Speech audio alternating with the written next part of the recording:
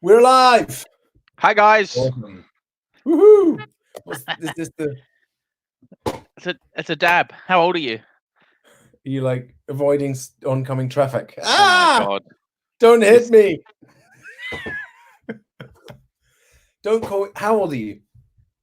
I'm 30, but technically a millennial. Oh my god! A That should millennial's be 30 clear now. from that. A millennial's 30 now. Absolutely. People who grew up dawn of the internet, all of that. That was me. That is amazing. Yeah. So, well, Liam, here we are on Friday night, 6:30. Let's wait for some people to come and join us live with Liam Withnail. If you haven't seen any of the promo videos and little lives that we've done this afternoon, let me bring you up to speed. So, myself and my lovely wife Jen do the occasional date night. Actually, it's supposed to be every Tuesday, but sometimes they get cancelled. So it should be every Tuesday. And we decided to go to Comedy Club. We haven't been to Comedy Club in like 5 years. And we went to the Stand in Edinburgh, which is an awesome place, according to Liam. It is. It's absolutely fantastic. We had a really good time there. Check it out.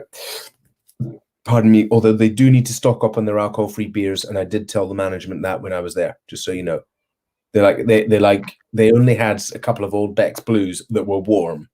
And I was like, come on, guys, step it up.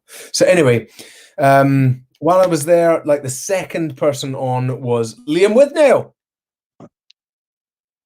And Liam proceeded to tell everybody about how he'd stopped drinking for 5 years and go into great detail about all the funny things about not drinking from what people say. And I was like, sat there, jaw hitting the floor, going, this is hilarious. Can't believe the one time we come back to comedy, we've seen a comedian talking about being alcohol free. This is amazing. It's serendipity. So I immediately reached out to Liam, was all over him on Instagram and Facebook and everything else. He ignored me for months and months and months and months until coronavirus hit. And now he's suddenly my friend again. That is only about 90% accurate. I was out of the country. Okay. I've been performing in Australia. Well I don't know if you've heard of it. Perth Fringe Festival, Adelaide Fringe Festival, that's come to an end. I'm back in the UK. All of my work is cancelled. So I scrolled through my emails and went, was there anything previously unimportant that has now become important because I have nothing better to do? And here I am. That's exactly it. So your whole season cancelled, and now we have the pleasure of you. So I reached out and I was like, hey, what are you up to? Because I saw your post saying stuck in Australia forever and you just managed to get back. And I thought, you know what? I'm going to get Liam on, find out a bit more about his story, chat to him a little bit, hopefully provide you guys some entertainment, although that just might be at the cost of me. I don't know. We'll find out. And I've been heckled by my wife already. She was giving you dogs abuse. We tried to test her earlier, and she was the only person commenting, saying, "Please don't let Rui do any comedy." Yeah, she was. So I just want to let you all know while you're watching how this rolls. I'm Rory, he's Liam, and if you comment, then we know you're here. For Liam, normally he gets up on a stage and people heckle or shout or laugh. They do all of those things. Just laugh. And more heckling. And so we've got to try and get him used to this new digital age of working from home, where the heckling comes in the form of, sorry, the laughing comes in the form of comments. Now I can whip up comments. Look at it like this. Oh, that's so annoying. Facebook user said hi. I love Facebook user. Facebook user. Thanks for getting in touch. Listen, this is something I just got to introduce you to. Users are like drug users, right? Okay. Drug user. But yeah, but wait, think about how addictive, right, these social media channels are, right? Absolutely. Look, user. Think of the endorphin boost that Facebook user is getting right now from this little bit of publicity. This is actually dangerous. It is. It is. Hi from Sue. Look at that. Hi, Sue. Cute baby. Sue's young. All right, mind the language. Jenny, good. Well, we've at least got one fan because Jenny thinks this is brilliant. Right. There we are. I've smashed it. So speak to my agent about an invoice. Excellent. It's going well. The comments are starting to come in. We've got Ahmad from Jordan. Hello. I hope all is well in Jordan over Hi, there. Ahmad. And Dave Smith. Hi all. Oh, Hi, is that Dave. an- that looks like a nice bike. Anyway, Let's stay on Liam. track here, whatever track that is. Liam. Tell us a bit about your story. I want to hear how you ended up on stage at the Strand that evening. I just happened to be in the room talking about alcohol free. The Stand, as it's more commonly known, Stand Comedy Oh Club. yeah, Well, that's so right. I live here in Edinburgh. I'm not from Edinburgh. I'm from a small town, east end of London called Dagenham. Which, if you've ever been to, you'll know why I don't live there. I moved up to Scotland when I was 18 years old. Went to university. Did all the things that you do at university, plus a lot more. Didn't quite make it through the end of the course because I was enjoying myself a Distracted. bit too much, distracted. Really, that was the beginning of the end. But I did start doing stand-up comedy at university. Start getting bits Because of you work. thought you were funny, like I do, or was it because people said you were funny, which no one says to me? I think it was a mixture of the both. Stand-up's great though, because if you think you're funny, you go and do a few gigs, and Oh, no. more often than not, in your early days, you learn that it's much harder than you think. The Yeah. the first no, there's not a comedian on the planet who hasn't had a tough gig where nobody laughs. That's just true for everybody. But if you love it enough, and if you maybe get just that first few gigs, you get a couple laughs. That itself is an addiction. That's something Mm. that you go, right, I want more of that. So early days for me, it was just a party. I really loved the rock and roll lifestyle of it all. I thought I was this cool Charles Bukowski type figure, sort of cutting about, doing stand up, getting all wasted after, chasing girls, all of that. Yeah. But slowly, all the other good stuff in my life started to disappear. And then I was 5 years later, still the same mental 18-year-old, but really a bit older. All of my pals that I'd met at university had sort of grown up and got jobs and girlfriends and flats. And I still thought I was 18, going out to nightclubs, dancing in Yep. places with sticky floors. Career had like got to about here, doing stand up, just getting paid enough to get beer, really. I would do a Wow. gig. Yeah. I would do a gig, and I was okay. And the promoter, whoever ran the night, the events guy, would hand me my fee. I would take that and I would go straight to the bar and hand it to them. And I just lived life. Just that was just chaos. You know what I mean? End of the night, never had any money. Couldn't even really remember how I got home. All of that stuff. Waking up, the Yeah. hangovers. I mean, real grown up hangovers, not 18-year-old. I've had a paracetamol. You I'll know be what I fine. mean? Yeah. I mean, the 4-dayers. You know those Yeah. ones Oh, yeah. where you're Don't call me. I'm dying. yeah, sitting watching Peppa Pig for 4 hours because you don't have the mental capacity to go and get the TV remote SpongeBob. or SpongeBob. um, and then one day I tried to have a day off drinking. I thought I drink every day. I should have a day off. It's been about, I don't know, 2 years since I last had a day off. I'm no scientist, but I reckon if you have a day off, that just resets your body and then you're good to go back out again. And I went mad. I was sat in my flat that day going, what do people do if they're not drinking in the evening? Mm. How do people get by? How do you go to sleep? That was a genuine thought that I used to have. How would you just lie there? And just like, how does it happen?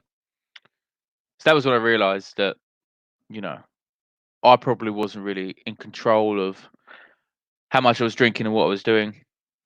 So the next day, I said, you know what, that's it. And it was hard the first 90 days.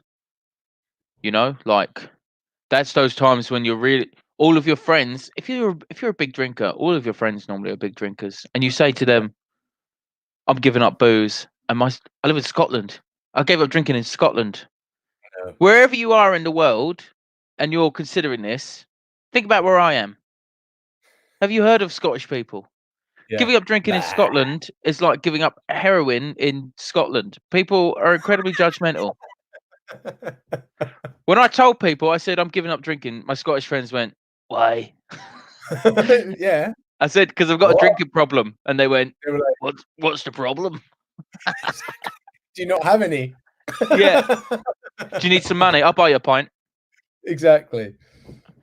And that was it. That was 4.5 years ago. Back then, I used to live in my mate's box room in this really. You've seen Fight Club. Do you remember the flat they live in Fight Club, where it's like it's all dripping everywhere, and it's like Helena Bonham Carter lives there, and she didn't live in my flat, but like that was what my room was like. It was all like half like beer cans with like fag ash in it. Do you know what I mean? And I Yeah. thought I was like, hey, this is how like bohemian poets live. That was for be 5 years in June, and now I live in a beautiful flat that I own with my wife here in Edinburgh. Yay. Get to travel the world doing comedy, and that is 99% because of the day that I went. You know what?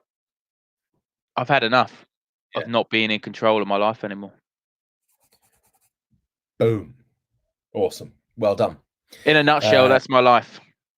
That is awesome. That is awesome. And how so you're how do you call your comedy gigs? You're traveling over the world now. Have you got lots of set stuff? Do you just rock up and do something? How do you do it? And how am I going to be funny? Can you teach me? Okay, there's two big questions there that I'm going to treat very separately. Okay, because turning you into a stand-up comedian, if that is your dream, I feel like that is going to be a long-term Significant training. challenge. Yeah, we're gonna have to. We can't do that in a 20-minute live stream. Okay, that's something that I don't know how long we're going to be locked inside for, but we may have to devote 100% of our pandemic time to get you 5 minutes on stage.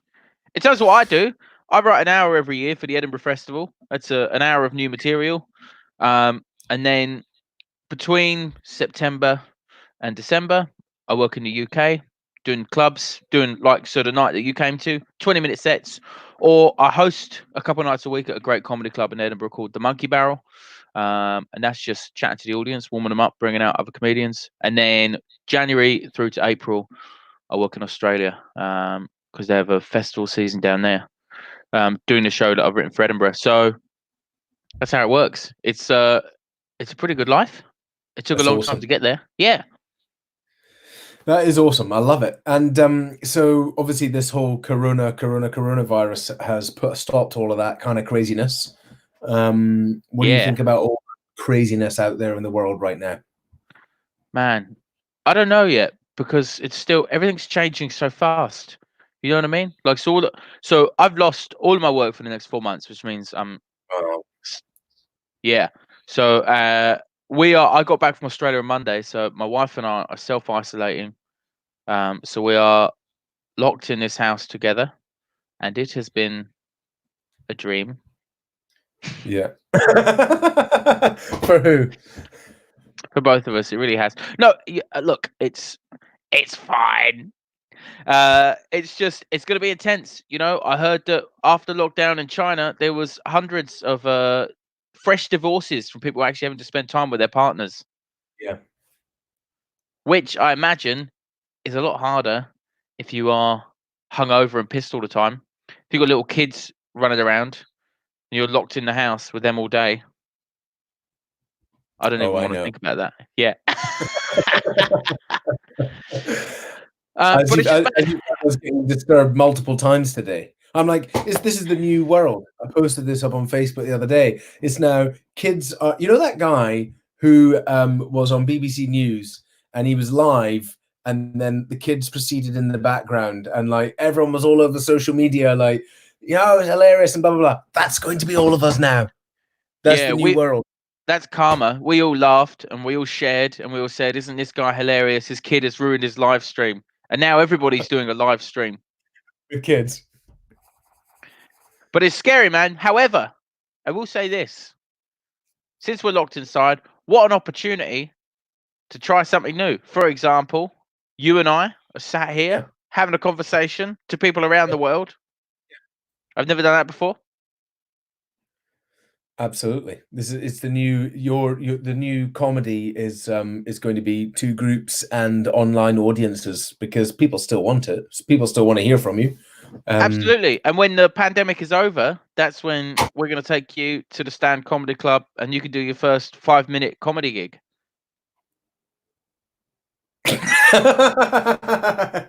I think I'll need some practice. But I tell you what, I reckon, I hope, please, in the comments, tell me now if I'm going to do 5 minute stand up at the Stand. I like how you made it 5 minutes just to keep it short enough that nobody actually leaves That's the your building. standard opening. That's what the normal first person gig is. Okay. Don't take that 5 minutes. personally. Okay? Okay. Some people don't make the 5 minutes. Some people overrun. And then we play music and we pull out one of those old fashioned coat hanger things to like pull them off stage, you know? Like exit stage. Yes. Like this. Absolutely. Okay. There's a trap door under the stage actually, and if you overrun that, Just and disappear. just into it Smoke. was a big basin full of bees down there. Comment into the comments if you think I should do it, and there's a few comments coming up here. Yes. Thanks, Cheryl. She says do it. 15. Wow, Caroline. Whoa, Caroline, I love you. She's got faith in you. Minutes. She's 15 minutes. Blind faith in you. Step out of your comfort zone, Rory. Whoever you are, Facebook user, if you come along and cheer me along and make like hilarious laughter even when I'm not funny, then I'll do it. Yeah, absolutely. Okay. So yeah. Not sure what that means. I'm not sure what to say to that. I know. I think this is online heckling, isn't it? And people just talking in riddles. It's just sort of confused. There you go. Was it harder to do comedy being sober? That's a good question, Jesse. Actually, Jesse. It was actually it's something that people, creatives, often trick themselves into thinking that alcohol unlocks some sort of secret door that allows you to be more creative and interesting, and sort of it shuts down your creative inhibitions. Whereas actually, I found that when I gave up drinking, my career skyrocketed because I was able to actually do work every day. And on stage, I was so much sharper. I could react much better. Everyone likes to think that when they're drunk, they're the life of the party. But if you've ever spent time with a drunk person, what are the odds that everybody else is annoying when they're drunk and that you are hilarious? Like, it's unlikely. Yeah. Like, in general, yeah, drunks are annoying. So I remember, so I used to MC. I used to host a new act night quite regularly, and when I was drinking, I realised that if in the show would be 2 sections. In the first section, I would only speak to audience members on the left-hand side of the room, and the second section, I would only speak to audience members on the right-hand side of the room. And the reason I did this is because I was always be so pissed that if I hadn't done that, I would forget who I'd spoken to. And I would say, "Hey, so what's your name?" And the audience would be like, "Well, that's John. He's a teacher. You spoke to him 20 minutes ago, you dickhead." So I had to figure out this way around it. You know what I mean? I remember the first time I hosted that show sober, I spoke to everyone in the first section. In the second section, I made a joke about something that happened in the first section. And I was so astounded that I'd been able to do that, basically remember something from half an hour ago, that I said out loud in front of them, "Bloody hell, that was good." Like that, which isn't something you're supposed to say when you're doing stand-up. But the point is, bloody hell, so funny. Yeah, I was, oh God, that was actually quite, that was better than I'm used to being, guys. And that became the standard, you know. It just meant I was always much sharper, much fresher. And like a lot of creative things, like yes, a lot of it happens on stage, but so much of it is just the boring admin, sending emails, organizing your diary, booking travel, booking hotels. When you are drunk, you don't do that stuff, and you Yeah. don't do all that extra stuff that gets you to the bigger and better places. Awesome. So you're funnier and you're just better. You're better. All round better, sober. So there you go. Absolutely. Better skin too, you know? Yes, that's true. Looking younger. Steve thinks he's a better comedian than both of us because he said, "What time does the funny stuff start?" Well, Steve, you are welcome to join Rory for his 5-minute set, and we can actually have a little competition to see who gets the most laughs. How about that? Okay. Why don't we bring Steve on now? I mean, I can actually pull Steve. I can send Steve a link and say, "Come and join us now, Steve. Come and have a go if you think you are better." No. I think that is opening a portal to people sending us pictures of their genitals. So I think we should keep it really to you and I. I think so. I was thinking about this today about how there's all this toilet roll thing, and who's actually been buying. Do you know what that is about? The toilet. Have you got any idea? Have you been hoarding toilet roll? Well, actually, my wife is a total hippie, right? So she was stockpiling toilet paper before it was cool. She buys recycled toilet paper, which sounds disgusting, right? From an ethical toilet paper selling company called Who Gives a Crap, right? And they send us a box. You know them? We bought some of that. Yeah. So everyone's saying, "Oh, we're out of toilet roll." I'm like, "Mate, I've got 500 rolls in the bloody attic." You could start selling it. It's not as much as 500. Okay. There was. I did see a YouTube video somebody had made of literally the guy driving up in the car to what looks like the dealer coming over. There's this whole exchange of cash, and then he unzips his thing and hands out some toilet roll at the car. The world. It's honestly, it makes you go, "Come on, everybody, calm down, okay?" What do you think happens if you stay inside for 2 weeks? How much shitting are you going to do? Agreed. In 2 weeks? Yeah. There was another post about the data behind it. So they were like, if you go and get 4, so somebody was photoed taking 4 of these bulk packs out of Costco, and if you're in quarantine for 60 days or 90 days, he'd calculated that you'd have to have 136 shits for a 4-person family every day. I mean, to be honest, I've done the Edinburgh Fringe where you come home late every night for 25 nights in a row, and you eat kebabs basically every night for 25 nights in a row, and actually, it's come close. You feel a bit like that. 100%. Crazy. And but I think the other thing that's really interesting or has creeped me out is what people aren't panic buying. It's mad. I went to Sainsbury's and I noticed, no toilet roll, no hand soap, but plenty of cleaning products. The actual thing that's gonna be able to wash down everything in your house to get rid of all the germs. That's all fine. People are ignoring that bit. Just make sure your bum's clean. Exactly. A lot of vegan food. Oh well, my partner is a vegan, so I wouldn't dare. Hey, is it because the vegans are they more chilled out, the vegans, so therefore they have decided that that they don't need to stockpile, or is there just less demand? I saw some pictures or have they got a lower immune system and Corona's already got them? I don't know. It's well, not according to the science. No, they've got. Do they?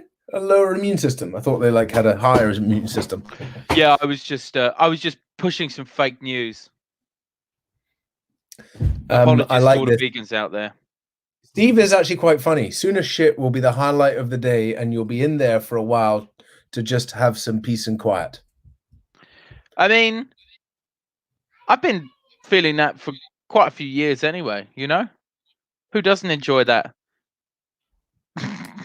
Moment of silence. A moment of silence away from everybody else, and go in there to meditate. Away from the riots. Yes. Well, the other thing is, so I was reading that obviously we're all stuck at home now with our partners, with nothing to do, and this is going to be the birth of the next generation. So we had millennials, Gen X, and now next is coronials. Have you seen that? Coronials. So they're basically young. They're kids now, Well, they're not born and yet. they're not born. Oh, they are. Yes. Uh, Yes. okay. They're at Right. home. Okay. Yeah. Little pandemic babies. Maybe they'll Yeah. be named after brands of toilet paper. You could have little Andrex. Andrex. Have you met Andrex? Hey, Charmin, come over here. Andrex is going. I can't. What's that really soft one? Maybe they'll be named after all the cleaning brand. Dettol, come here. Yes, anti-bac. Or just COVID. Hey, COVID. That's bad. We've got to be careful on this subject. Okay. Yeah, sorry. It's a delicate We're trying to subject. make. Listen, if we can't laugh about this, then we've got to. That's the thing. It's the only 100%. thing. It's So craziness. Everybody's suffering. So let's Jesse laugh Hall about has it. said something interesting. Can I I bring think it a up? lot. Hang on. I think a lot of people are coping by drinking at home. Monkey emoji. I know my housemates are. LOL, drinking also dampens the immune system. She's absolutely right. Absolutely right. Hey, I've got some alcohol-free beers that I'm gonna have on occasion in the evening. Yeah. Well done. But hey, if you're quarantined for a couple of weeks, then now really is a great time to go. I might have that couple of weeks of drinking. You know what I mean? Yeah. It The is. last thing you need is all the paranoia and the fear that The hangovers beer's bring. here. Whilst there's actual things to be feared of, Yeah. yeah, there's a lot of people who are Stay off treating the it booze. like it's Christmas. Exactly. Stay off the booze. Keep that immune system up. Keep your clarity. Now is the time that you need your wherewithal. You need to be making the right decisions. You need to be focused. Definitely, 100% agree with that. Yeah, and you need to be careful with all sorts of things. I remember getting hammered and buying a trampoline on eBay. You can't afford to be recklessly buying trampolines on eBay at the moment, okay? True. What did you do? Do you have kids? Or what did you do with the trampoline? I managed to cancel it in the end by saying that someone had bought it with my account. Nice. I don't live this life anymore, so I don't have to tell lies to the bank like that. Yeah. I don't know why I ordered that.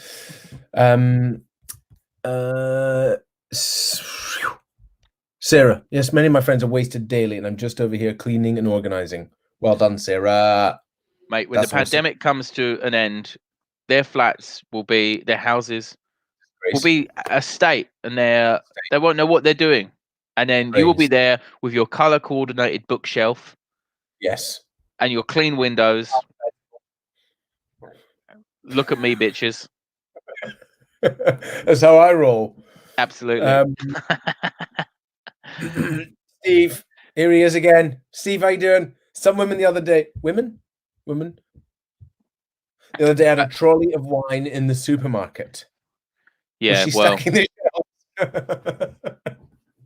if you have a trolley of wine, you might have a need for 134 rolls of toilet paper. Yes. But I think it does speak to it's a real British mentality, isn't it? You know, we've got to get pissed. And that's intimidating when you're thinking about curtailing your drinking a bit, because you really do feel like everyone's getting wasted because you notice it. But Yeah. here, I mean, how many Facebook likes does 1 year no beer have? Well, this evening, for you, In general. 3. And that's just Steve, isn't it? Steve on 3 different devices. He's It's my me. nemesis. It's me, you, and Steve. I'm the one commenting. We've only got 4 viewers. I was trying to make a serious point, Rory. The point I'm making is here you can see there are millions of people around the world who, don't drink and live great lives, which I think is important to remember when you can see people with trolleys full of booze. Absolutely. Sarah says, look at me, bitches. I'll keep that in mind for later. You can have that. Yes, that's yours. And Liz says, I've given up cleaning. No one's coming round. Liz, I've got to tell you this. My coach, she's like, basically everybody is waiting for somebody to save them, me included. Save me! I need somebody to save me. Save me! Searching for somebody to save them. And she's like, the book I want to write is No One's Fucking Coming. I thought it was No one's hilarious. coming. So, I mean, you don't have to clean, but it is. I've been trying to shower every morning. You know what I mean? Yeah. So that I still feel like a bit. Also, because my wife has been insisting, because I'm quite smelly. Yes. I bet you are. It's all those road shows without cleaning. Jonathan, evening, so close to a gin with Boris News. Move away. Move Turn the away from TV it. off. Stay away from Boris. Watch this instead. There's no immediate need to hear what that funny, silly man, as me being as polite as possible, has to say. Stay away from it. Do something that's good for you. Read a book. Yes. Put on a film. Do something fun. Play a board game. There's a good one called Pandemic, which is probably not appropriate for the moment. I play that game on the old phone. Donald Trump doesn't drink, Caroline. Well, yeah, that's true. I mean, okay, Caroline, but also, like, that doesn't mean that other people that don't drink are now similar to Donald Trump. Like, there's also lots of good people who don't drink. But it's like saying, "Oh, Pol Pot was left-handed." Well, that's fine. There's no correlation. Yeah, but there is one good thing about Donald, and that's that he doesn't drink. Maybe there's lots of good things to put on your opinion. Of course. Move on, away from politics. It was much better. Deep fried Mars bar, yes or no? So I've lived in Scotland for 12 years, and I had one once from a touristy shop, and I nearly passed out. It was one of the greatest experiences of my life, but I will also never do it again. I actually met in Australia. There is a British pub run in Melbourne, and I can send you the picture of this actually. And I met the man in there. He's now the landlord of that pub, who invented the deep fried Mars bar, just outside Aberdeen, in the early 80s. There's a picture of him and he has fled the very country to which he introduced this mainstay. So, make of that what you will. Here you go, my parting gift. Absolutely. Is that like sort of when you wake up in the morning, just guffing and then closing the bed so that when your wife wakes up and moves, she gets this morning dust? Or not? Not just me. I can't say I've ever done that, but I don't know. Maybe you've been married longer than I have. We're still in the happy stage of actually, being nice to each other. This is maybe all to come. It'll go. Who else we got in here? Yes, Donald Trump might as well be a dry drunk. There you go. And you can also buy Donald Trump loo roll. I mean, I don't know if I want to see his face. You won't see it though. When I'm in a vulnerable position. I guess, yeah. It's just, if my pants are around my ankles, I mean, I feel vulnerable as it is. I want to make absolute sure that no surprises. You know what I mean? Yeah, agreed. We got onto Donald Trump loo roll. I love it. Liz is saying, sorry guys, a bit late, but I'm here. Do you ever get somebody like last minute coming into the comedy show, like 5 minutes before the end? Do they then get heckled? Because well, it depends. Imagine Liz just like walked in now. Liz, we've been waiting for you. We've been here 34 minutes, and the whole time you can see the comments. Everyone's been saying, I hope you're not going to start without Liz. But here we are. We had to crack on, but we can go through it all over again. Yeah. I agree. Sheila says, enough politics, please. Well said. Well said. Here. Yeah, absolutely. Yeah. Awesome. Anything else? Any other exciting stuff you want to share with us, Liam, before we reorganize this for another evening to share our comedy genius? And obviously, I've got a lot of work to do on my show. Yeah, 100%. Okay, well, I'm every comedian in the world right now. They live off live work, and all live work has been cancelled. So if you've ever enjoyed a comedian live, go check them out on all the social media. All of them are putting out a lot of content. They're putting out a load of old videos of them doing stand up. I'm recording a podcast that's coming out in a few weeks. You can get me here at Liam Withnail. Get me on Twitter and Instagram. I'm going to be interviewing other comedians about what's going on in their lives, whilst they're dealing with this, as well as talking, as I always tend to, about my own sort of journey with giving up alcohol and stuff. That tends to creep into everything I do.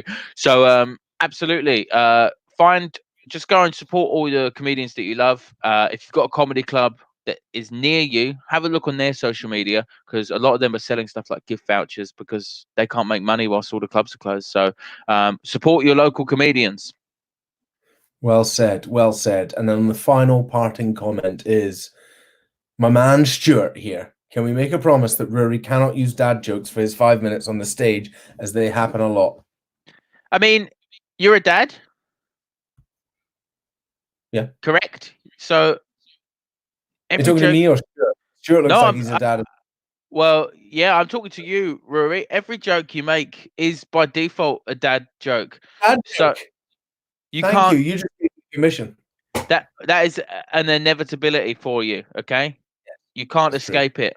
So you just have to make sure they're the best damn dad jokes that have ever existed.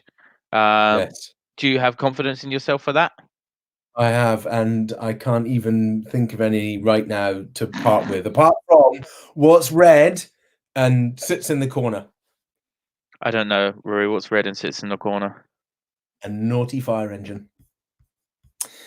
We've got work to do, Rory. Good night, everyone. Thank you very much for joining us. See you later. Thanks, guys.